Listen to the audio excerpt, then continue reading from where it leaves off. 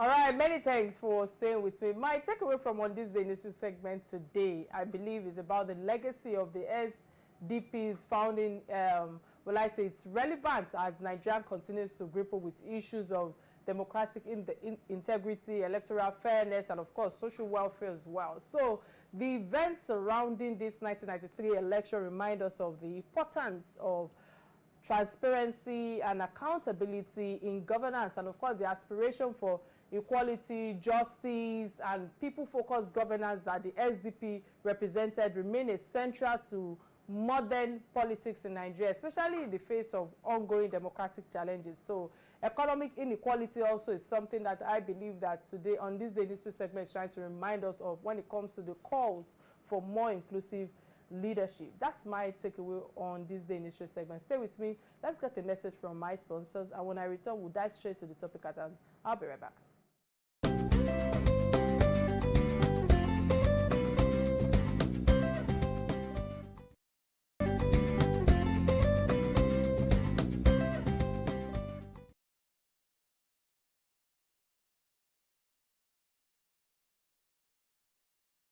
All right, many thanks for staying with us. Today, we will be diving into critical topics surrounding healthcare, empowerment, and of course, the power of giving back. I will be discussing the pressing challenges of providing healthcare to rural communities, particularly in Nigeria, where access to basic medical services remain a struggle for many. We will also explore how medical outreach programs can reach lives, not only by offering free treatment, but by empowering disadvantaged groups like widows and unprivileged people. Beyond healthcare, I will also look at how global initiative can reach undeserved regions in other parts of the world, such as, will I say, Gutamia. I stand to be corrected. I'm waiting for my guests to come and help me throw more light on it in terms of how we can examine the long-term impact of building sustainable community health centers. Additionally, I will also talk about the importance of partnerships, the role of education in uplifting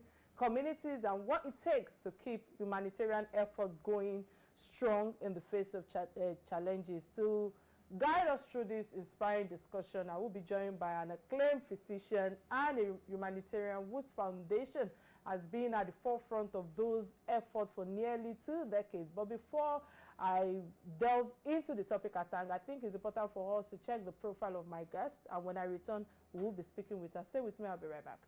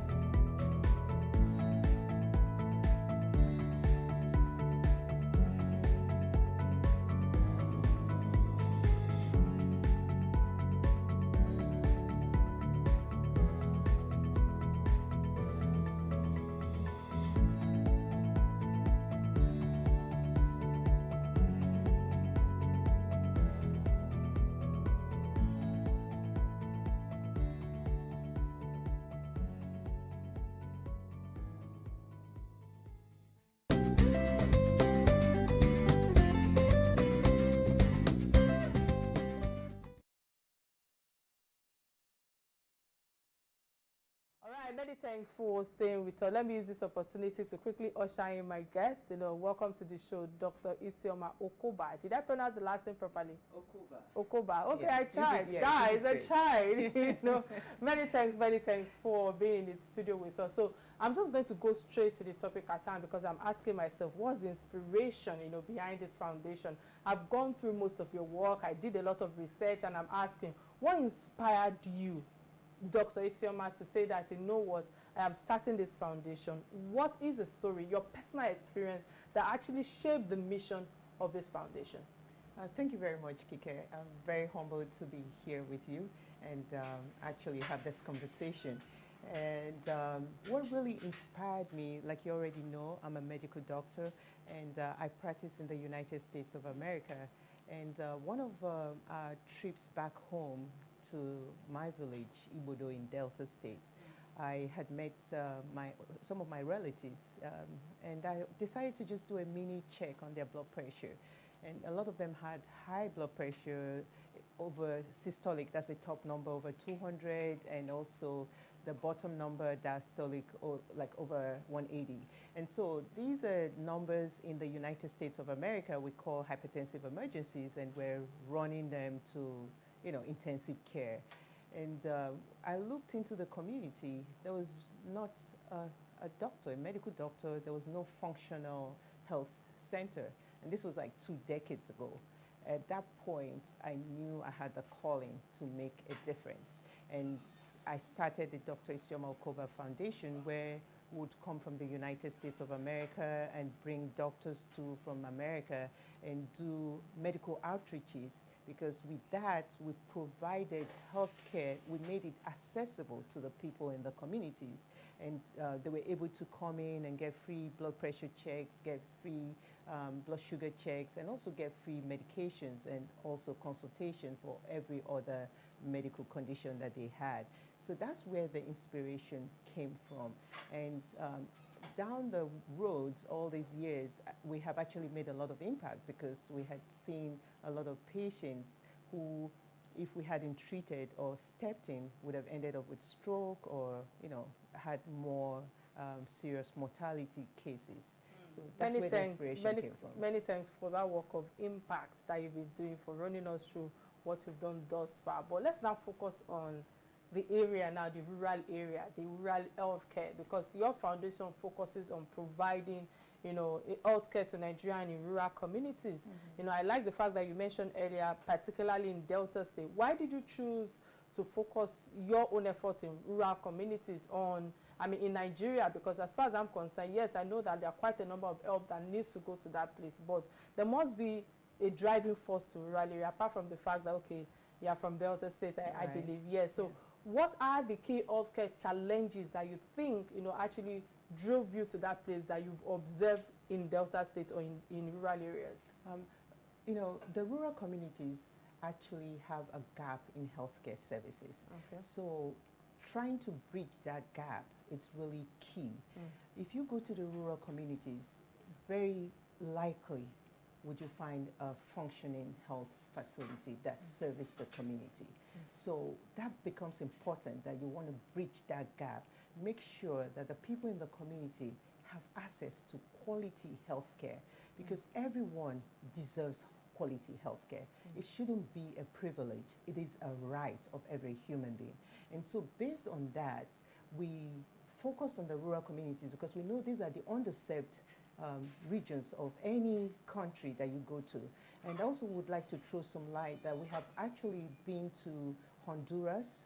We go to the rural communities in Honduras and also Guatemala from the United States too. And coming to Delta State, it was easier because the logistics would be easier for me because of, I'm from Delta State. And so it made it a lot easier. So bridging that gap in healthcare in the rural communities is really important to the Dr. Isioma Okoba Foundation. All right, many thanks again for that elaborate submission. Now let's focus on that global outreach programs, because the foundation's extension, especially when it comes to the healthcare initiative, there was a word I was struggling with earlier when I was trying to do the intro. I don't know if it's Guatemala, is that the word in terms of something? Oh, Guatemala? But yes, Yeah. I think I did a bit of research Yeah. on that, Yeah. regarding some of the Yeah. works that you've done. So Yeah. your foundation has extended, the outreach beyond just Nigeria in places like where you've just mentioned now, yeah. and all of that. So what motivated this global approach? Because I feel that quite a number of people will just tailor it down to just Nigeria to say, okay, you know what, especially where I'm from, basically. I'm not saying nobody should give back to where they're from, but how do the healthcare challenges in those regions, compared to Nigeria today with your own experience? What can you say about it in terms of comparison? Okay, so first we have to understand that the world is a global place, and even with WHO has actually told us that more than half of the world's population, more than half of 1 billion people, do not have access to healthcare. Okay. And I can categorically attest to that because, like you already know, I go to Guatemala. We go to the rural communities in Guatemala, and you'll be amazed that these people in these rural communities, high up in the mountains, do not have access to quality healthcare. And so being a global health specialist, which I am, takes me around the globe, and I intend to do more, by the power of God, to be able to go across the globe. But I can tell you that it's just not only to Nigeria, Honduras too, especially even in America, we have rural communities that do not have access to quality healthcare. And so bridging that inequality, it's very important to every global health specialist. And it's worse in the developing countries compared to the developed countries, but it still does exist in developed countries. Okay, many thanks for that. Before we go on a break, because they've been whispering into my ears and all of that, trying to see how we can manage, the challenges behind cameras, Let me ask you this, impact on Delta State now, because I know that your foundation, specifically in terms of the contribution, to Delta State in terms of infrastructure, is another thing that I must say that I'm impressed about. Can you highlight the specific impact that you think that your foundation has done thus far in the healthcare system in Delta State, and how has it transformed the lives of people at the residents that you've been thus far? Because it's another thing for us to give back to this society in terms of establishment and success of your foundation is what I'm bringing to fore. Because again, I know that Stephen Uche, yes, I'm trying to remember the name, which I saw online. I felt that there are quite a lot that has been achieved with that. What drove that decision to establish that Stephen Uche's memorial community in terms of the healthcare in Ugbodo, right? Ugbodo, yeah. And what has been the most rewarding thus far with your experience in terms of running this facility? Okay, so like I told you, when we started 2 decades ago, we were just coming from the United States of America, and we'd come once a year. But it became important to sustain, the sustainability. But you've been here twice this year. I remember that you were here earlier. Yes. We were here earlier on in the year. Yeah. So, but this was 2 decades ago, 20 years ago. So it became important that you just don't treat people for once in a year or twice in a year. Then what happens to them? Because the high blood pressure still continues after that. The diabetes still continues. The arthritis continues. Malaria continues. And so it became important that we opened up a hospital where they can access health care and still be guided by the Dr. Isioma Okoba Foundation. So that was what drove the Stephen Uche Oko Memorial Hospital in memory of my late dad. And then in doing that, I would also use the opportunity to say that under the Dr. Ifeanyi Okowa administration, I was appointed the chairman of the Primary Healthcare Development Agency for the state. And so that also gave me the opportunity to be able to cover around all the nooks and corners of Delta State, ensuring that everyone had access to healthcare and quality healthcare. We focus more on preventive medicine, such as immunization. And so with that was partnership. And up till now, I am still partnering with the Delta State Primary Healthcare Development Agency. When we came in April, we made sure that they're aware that we're there, because you need partners to be able to really, exactly, and impact on the people, because they're the ones with the people all the time, and you just come in and just don't do what you want to do, but you want to partner with them and make sure that the impact is really the outcome is great. All right, fantastic right there. I think I will touch on the impact in terms of collaboration when I come back from this break. Let's go on a quick break to get the word from my sponsors. When I return, the conversation will continue. Please stay with me. I'll be right back.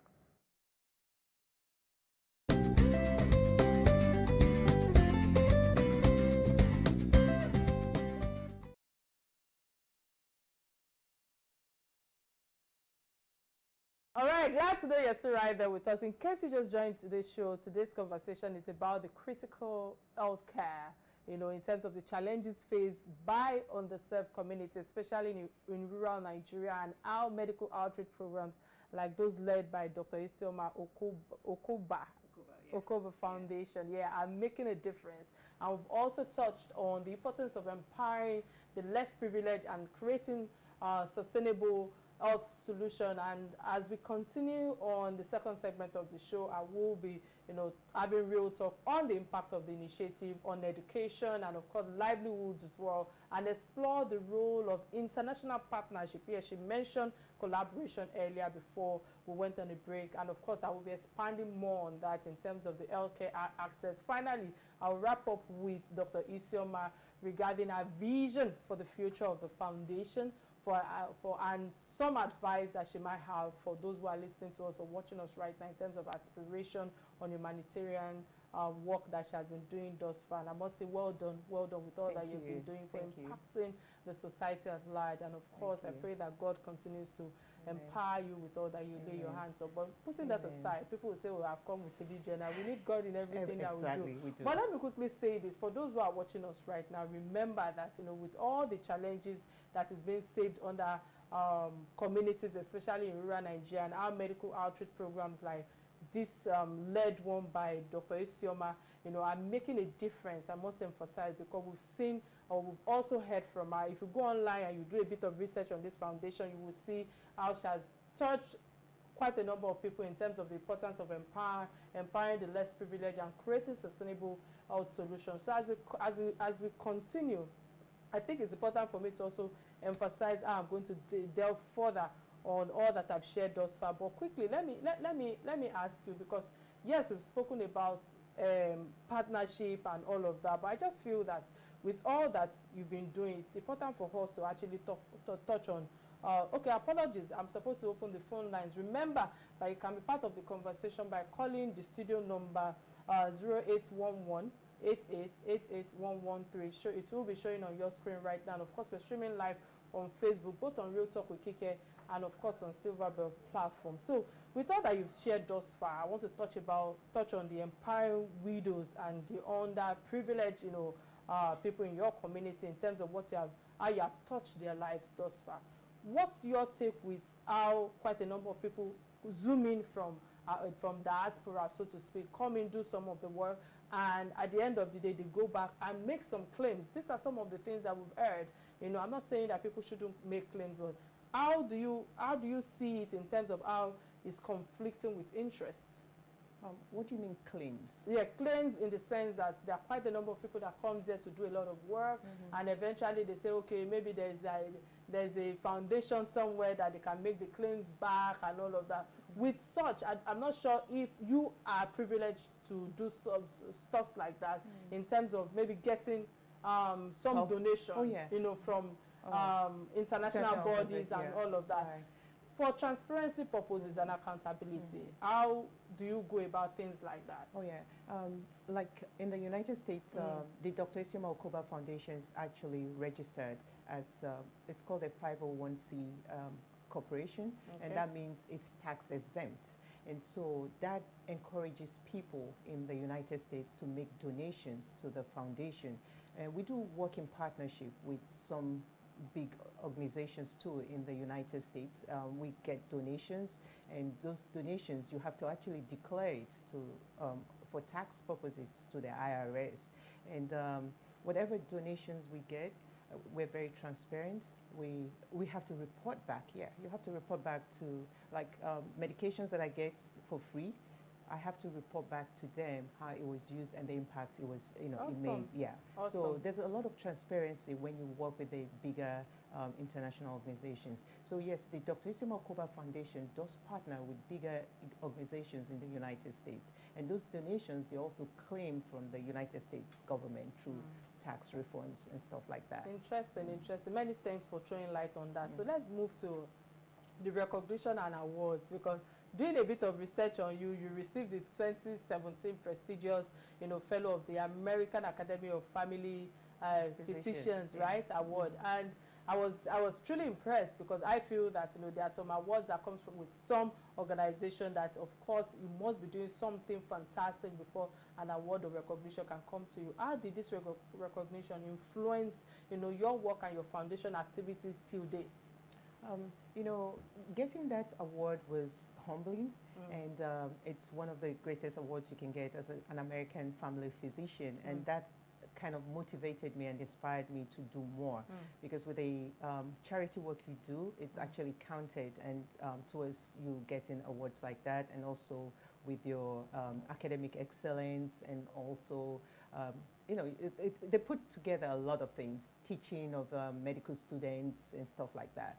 So that really was inspiring, and that was in 2017, and that really made me know that there's no going back. This is truly my calling, to serve the underserved, and that really inspired and motivated me. Interesting. Well done, Wenda. And I say congratulations Thank again. you. Thank you. So earlier when you were talking, and you were talking about the importance of partnership. Now let me throw more light on it, because I feel the importance of partnership in achieving the foundation goal is key. True. So how do partnerships, with local and international organizations, contribute to the success of your medical missions? Because no matter how much you talk about, okay, I can do it, I have a mission, or I have a vision, and all of that, collaboration are very key. How proud of you with all the collaboration you've had thus far? Right. With the organization, that's the Dr. Isioma Okoba Foundation, we try to work with very reputable partners. Okay. And so in doing that, internationally, that's in the United States of America, we do have partners that we work with. And coming to Nigeria, of course, Delta State government through the Delta State Primary Healthcare Development Agency. Like you mentioned earlier, we were here in April, the Dr. Isioma Okoba Foundation, to do the rural medical outreaches in some rural communities in Delta State. And in doing that, we partnered with the Delta State Primary Healthcare Development Agency, and we worked together with them on that. And it does help, like I mentioned earlier, because coming into a community, you're just coming in, and there are people there already. So it's better to work hand in hand with them, and they can give you direction and also help you make greater impact. And like when we come in, when we work with them, we can actually harness on their own resources, such as family planning, immunization, health education in terms of hygiene, prevention of chronic diseases. So that when we leave, they can also continue where we stopped. So that partnership becomes really key and important. And this, I forgot to mention, we have another medical mission that we're carrying out, but this time around is through a Catholic organization called the Lumen Christi family, and they have a convention, and so we're doing a 2-day medical outreach for the Lumen Christi family annual convention pilgrimage. And so what the Dr. Isioma Okoba Foundation is going to be doing in partnership with the Catholic priest is to have the doctor, we're setting up a mobile clinic, making sure, because there's going to be a huge number of people, over thousands of people. So making sure that there's a doctor there 24 hours in case someone has a cough or someone has a headache.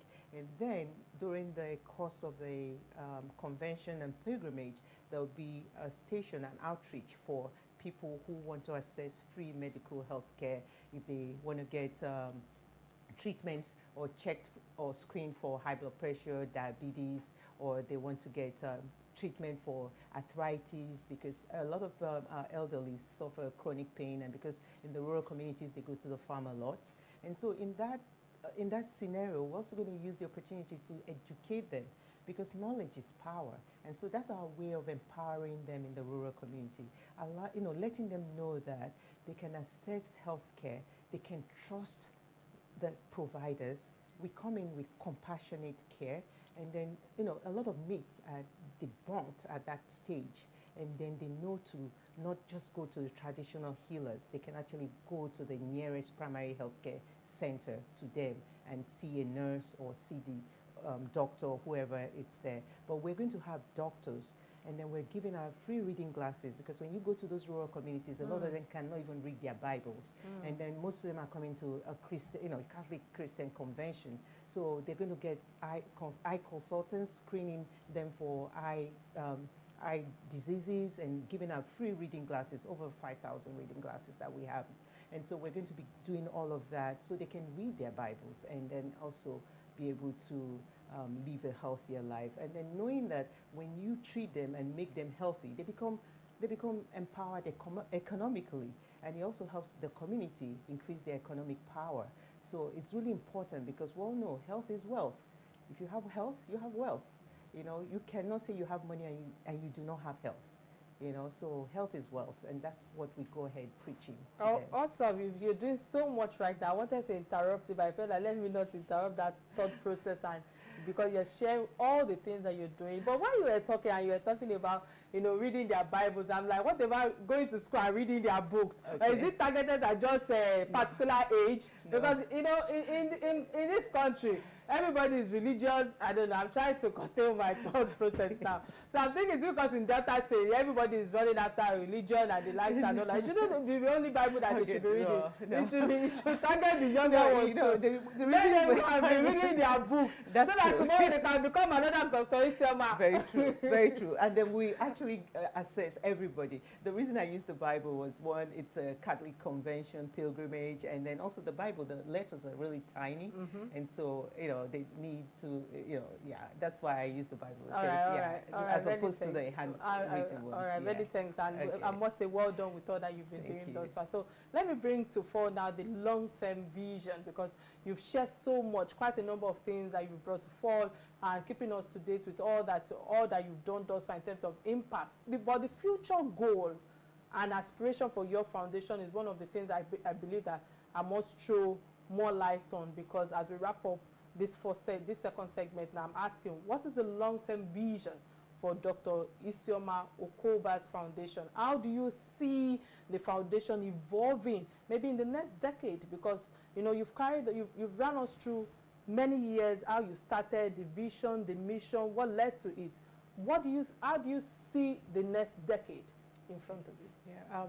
Earlier you mentioned about empowering the widows, and also scholarship for the young girls and boys who cannot afford to go to college or high school.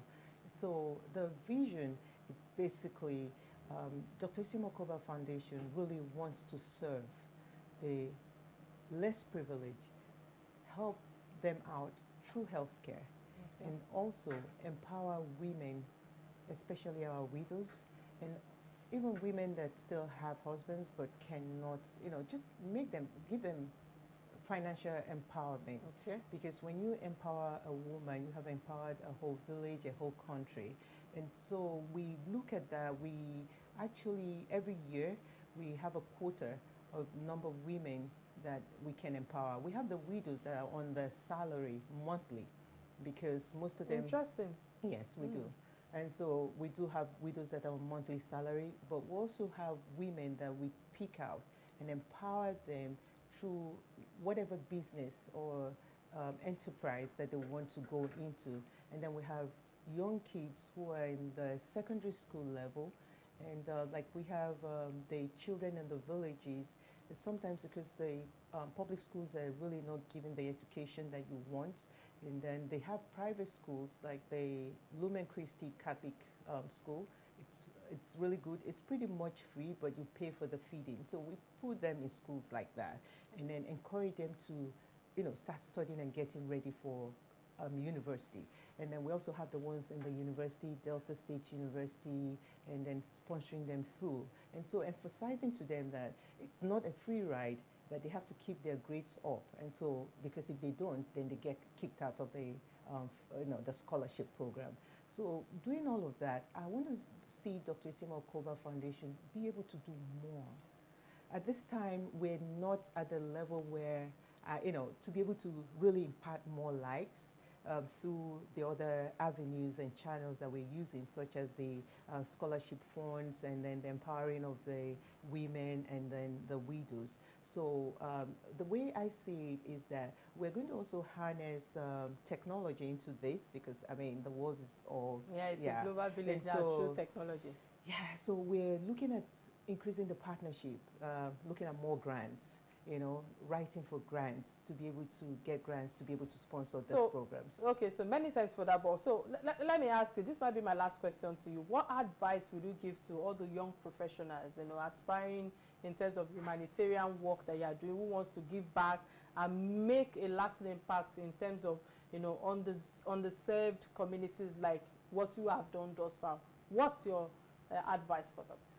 For the young professionals, I do have a lot of young professionals that I also train, both here in Nigeria. And I also forgot to mention, the Dr. Isioma Okoba Foundation also has a hospital in Asaba. It's called First Delta American Hospital.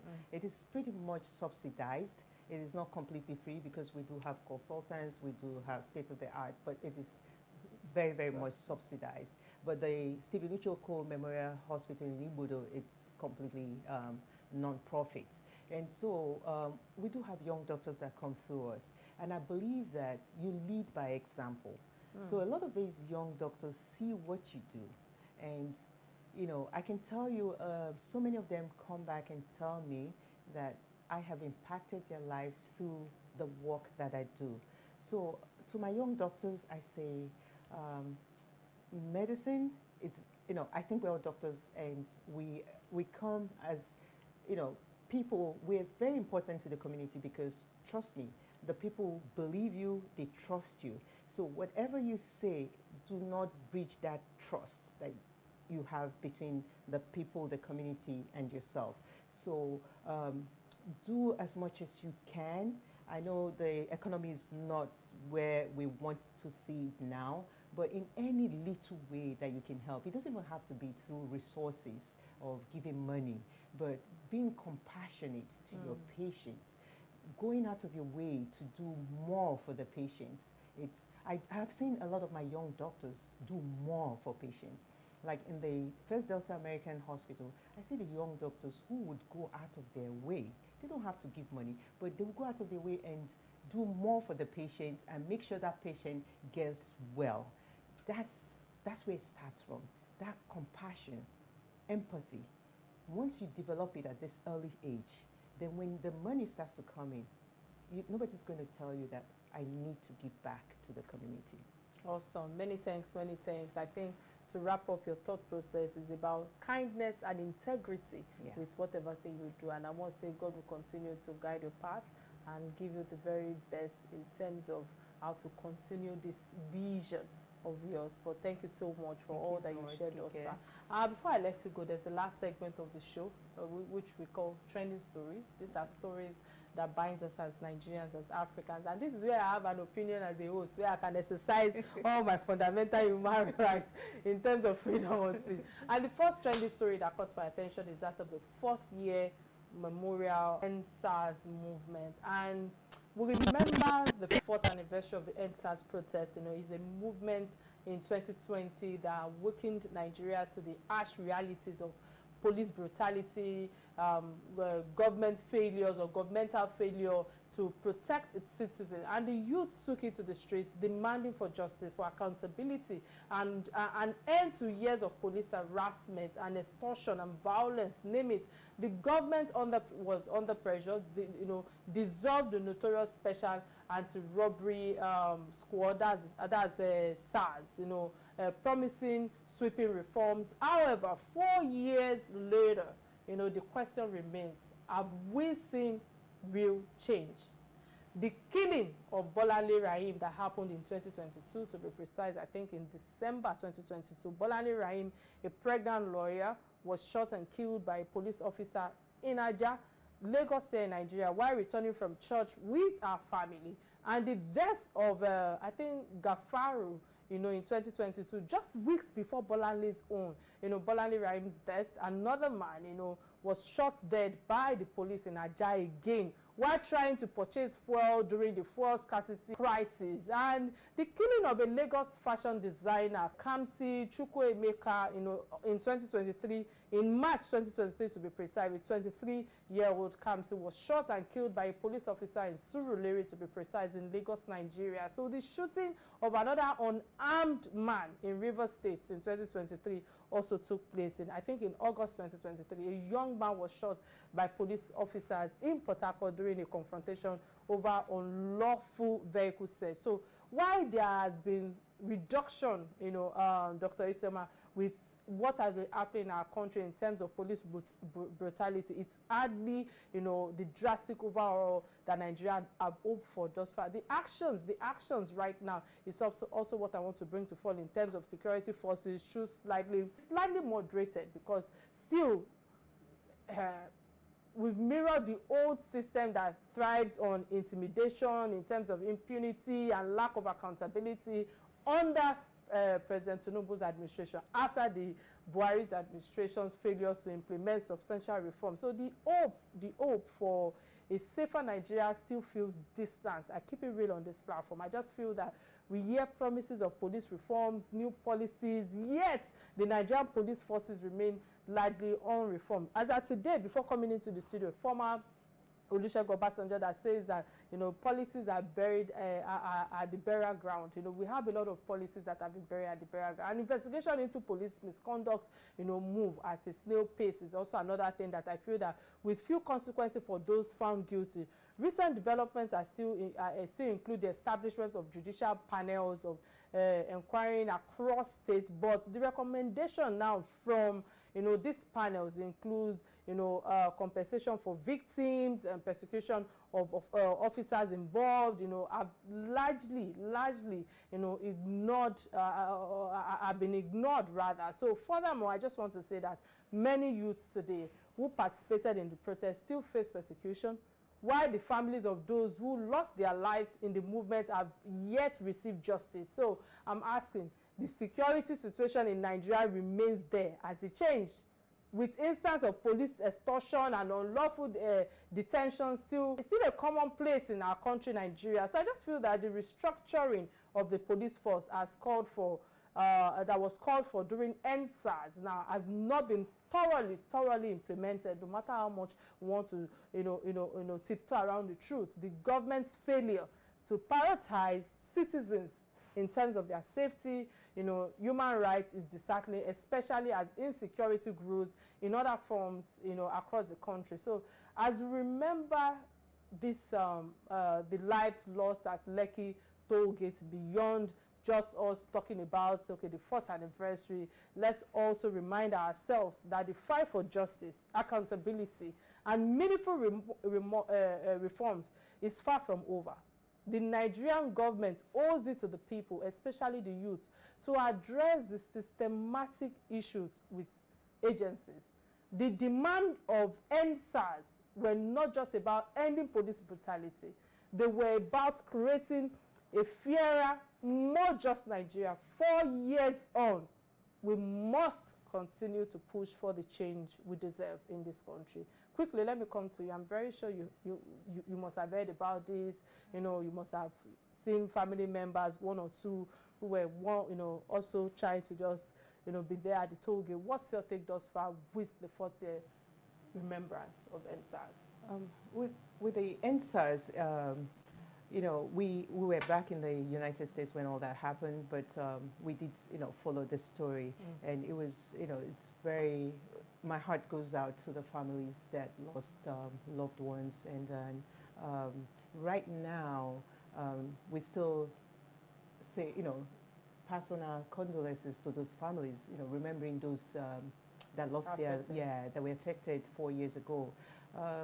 For the government policies, I do understand that policies are made, and like you said, they end up as in the burial grounds. It's our ability to be able to push those reforms.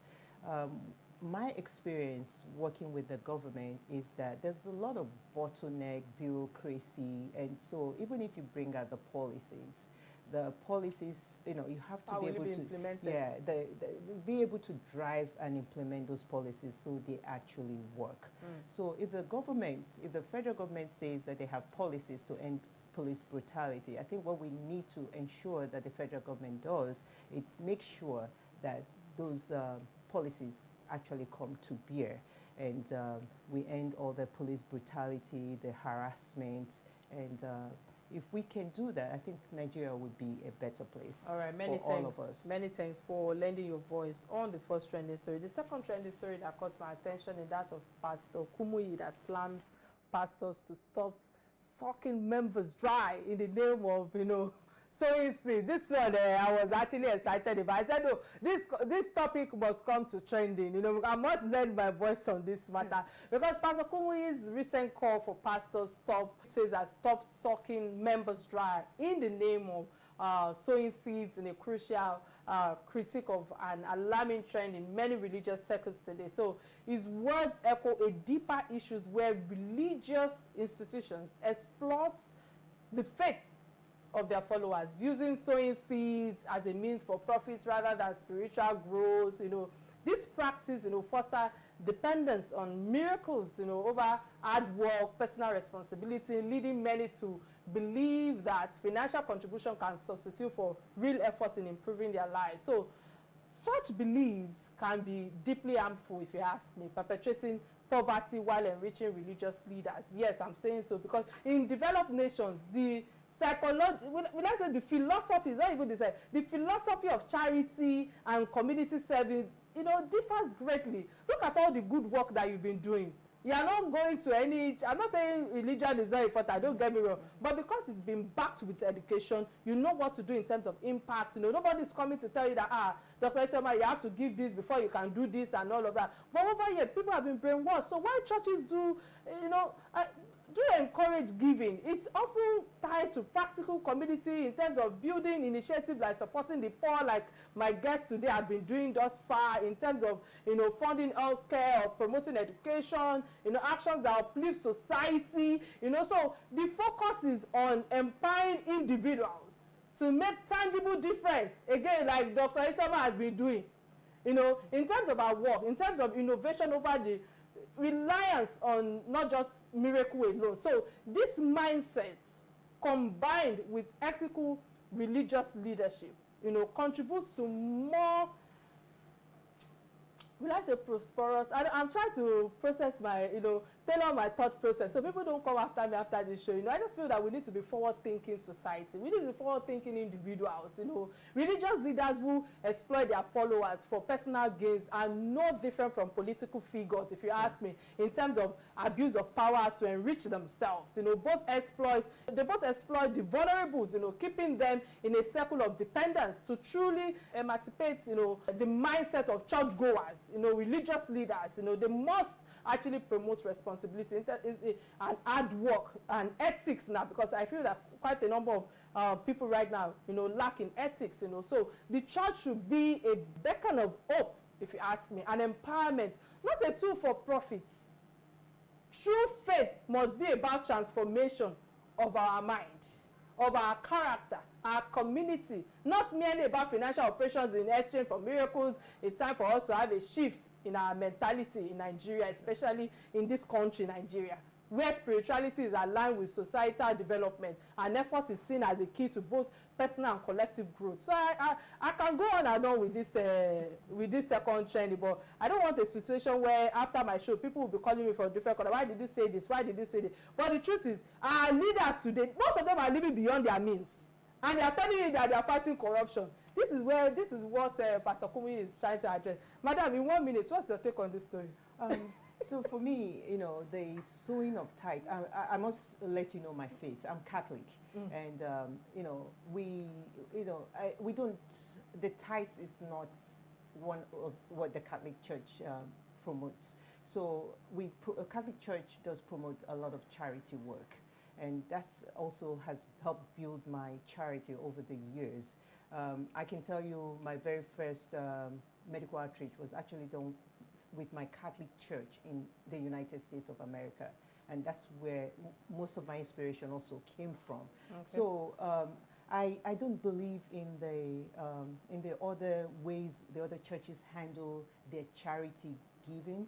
The tithes are not the seed. Whether tithe or whether they call it seed, whatever that. umbrella you want to fall under. Yes, the question is they're exploiting the followers. Exactly. And then I think they should allow the people do their charity in whichever way they want to do it. You don't have to sow seed in church. When you do this charity work outside of the church, it's still sowing seeds. So my take on that is I'm sorry, but I do love the Catholic Church, and even my spiritual leader, the Reverend Father that we're working with, Reverend Father Mario David Dibier of the Lumen Christi family, also emphasizes on that he does not believe in tithes or sowing seed. Just do your charity work, and that's how we came in to want to partner with him and actually do the medical outreach for the congregation. Fantastic. One of the reasons why I love Catholic Church, I was baptized in Catholic Church, but that's another story for another day why I had to branch out to another region. Anyways, many thanks for all that you've shared thus far. This is where we draw the curtains of the show. I wish you the very best as you forge ahead now. It's been an interesting time with you, because our resourceful guest, Dr. Isioma Okoba. Most of the time, other people's last names, I must pronounce it back to back before coming to the show. She is the founder of Dr. Isioma Okoba Foundation, DIOF. I want to say thank you so much. We wish you the very best as you continue to forge ahead in your career path, in your personal life, and of course, in terms of the foundation in CSR work that you've engaged in. Many thanks, and this is where we draw the curtains of the show. But you can catch me live at Inspiration FM tomorrow at 5 p.m. and be kind to one another, as my guest has emphasized. Have empathy and kindness in you. Bye now.